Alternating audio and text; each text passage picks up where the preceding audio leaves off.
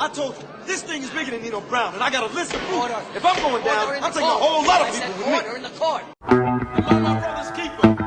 Yes, I am. Am I my brother's keeper? Yes, I am. Am I my brother's keeper? Yes, I am. To this day. Nino Brown Boxing, I'm back in the building. Shout out to the LDBC. Don't forget to hit that like button and subscribe. Man, I'm still on cloud nine right now. We up, man. That AJ Andrew Ruiz fight is over, guys. It took place last night. And I'm just in a place where the only thing I can do is just congratulate Andrew Ruiz. And I want to know what's next for both of the guys. Like, I've said already what I want for Andrew Ruiz. I don't want Andrew Ruiz to give Anthony Joshua a rematch in the UK. I don't trust the UK. I feel like they'll try to do some shady shit. Well, let's just say, like similar to the first knockdown in this fight. Instead of Joshua being very conservative on his approach, he just jumps on Andrew Ruiz with a fury of punches, not landing anything. Andrew Ruiz isn't hurt, and then the ref waves it off. That's a possibility. To me, that was a similar outcome in the Carlos Takam fight, and I don't want Andrew Ruiz over there. Anthony Joshua, I watched the DAZN highlight on YouTube, and Anthony Joshua had a standing 8 count, and then the moment they stopped the standing 8 count, I continued to count. I got up to, it was either 20 or 21 total seconds. It was beyond, put it like this, it was beyond 19 seconds. Anthony Joshua's back was still against the ropes. Joshua knew he got up at 8, took multiple steps back, rests on the ropes with his arms up, and that was well beyond the 8 count. Anthony Joshua quit. So to anybody comparing this to fights of the past, it's not the same. Anthony Joshua was on his feet. He had the physical ability to continue to stand. He had, put it like this, Anthony Joshua had the ability to walk backwards without stumbling. So I know he had the ability to walk forward off the ropes. After the ref asked him, was he able to continue? He said, do you want to continue? Anthony Joshua nodded yes, as he proceeded to chill against the damn ropes. Like, this is after 20 seconds has already passed. Now, I don't think, unless Anthony Joshua thought that he was in the UK still, and he thought that he was going to be given the benefit of the doubt because he's Anthony Joshua, he thought the ref was going to, take his hype into consideration, but he didn't.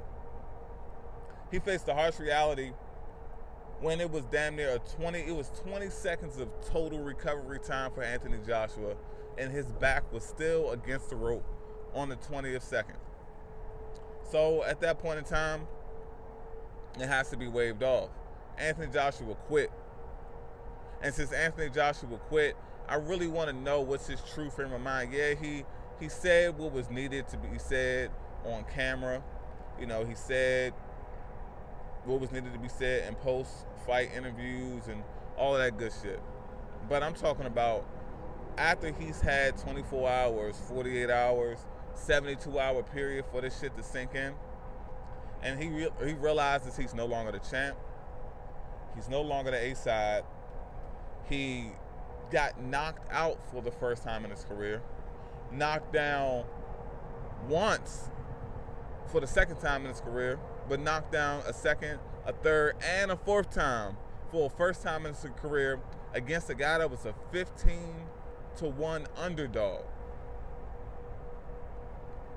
Anthony Joshua was going to think about his memory in Madison Square Garden for the rest of his life will be being stopped and losing his belts. He's going to think about all of the hype surrounding his name. He's going to think about the situation with Deontay Wilder, the $50 million that he asked for, then he turned down. He's going to think about all the shit that he said previously when it comes to he didn't want to leave the UK. And then he's gonna like, damn, I should have fought, Michael Hunter. I should have fought a domestic guy. I should have stuck to what I said, that my UK fans deserve to face me. Deserve to see me fight at home in the UK. He's gonna think about all of that shit. And then it's gonna start to sink in that, damn, maybe I'm not as good as I thought I was. But then if let's just say if he believed that already, because Anthony Joshua has said before, when he fights Deontay Wilder, he wants to be in a position to win. He'll definitely start realizing that people that thought he was as good as he was hyped to be, they'll know now that's not the case. And the thing that sucks about it the most is the ridiculous comments that he's made in the past that myself and plenty of others would consider as him ducking. Like saying that I'll wait to face Deontay Wilder in 2020 or maybe 2021 when I'm ready. Like, dude, you couldn't even make it that far. You couldn't even make it out of 2019 unscathed. And it sucks for Joshua. I was listening to 78 Sports TV exclusive interview with Deontay Wilder. Wonderful interview. The champ was hyped. He was hyped. He was pissed off.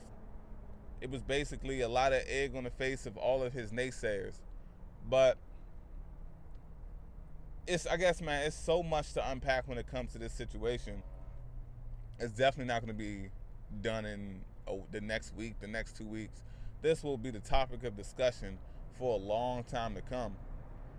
But yeah, man, overall, Anthony Joshua quit. He quit. Him quitting was, to me, it was more embarrassing than Kell Brook when Kell Brook quit against Errol Spence. Against Errol Spence. At least Kell Brook had a legitimate injury. He had a legitimate injury. Anthony Joshua had 20 seconds of recovery time, and he still quit. I think it was in the third round. It's a highlight that goes, that's on there. In the third round, when Andrew Ruiz had him against the corner, and he couldn't get out. He dove over to the right onto the canvas. It's just, man, it's very entertaining for me. I'm gonna come back with another video, but it's in the Brown Box. Shout out to the LDBC. Anthony Joshua quit. No Mas Ruiz. Anthony Joshua quit, guys. And I'm out.